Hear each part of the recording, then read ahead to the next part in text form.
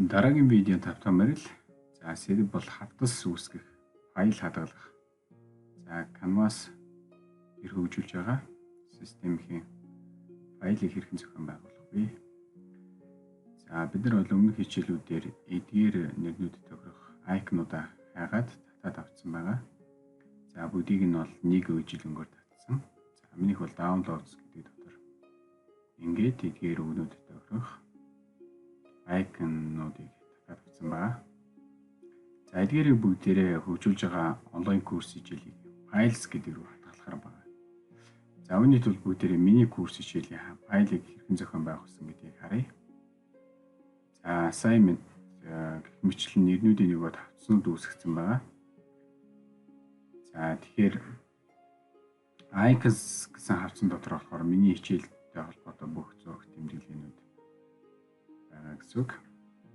Ингээд дашбордоос та нарт зориулан хөгжүүлж байгаа хийм гэсэн курс хичээл рүү ороод files. Мэдээж энд хоосон байгаа хавцнуудаа бүгд үүсгээд явъя.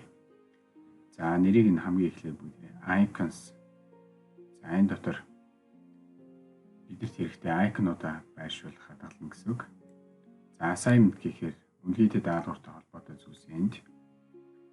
Discussions гээд хилцүүлэгтэй холбоотой зүйлсээ discussion гэдэг хавцсан дотор хадгалаарай.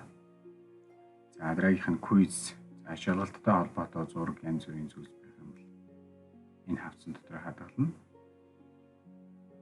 Дараа нь бүгдээрээ lessons гэж хичээлтэй холбоотой файлуудаа lessons гэсэн хавцсан дотор үүсгэнэ. Ингээ анханаас нь бүгдээрээ хэсэгтэй зохион байгуулах хэрэгтэй.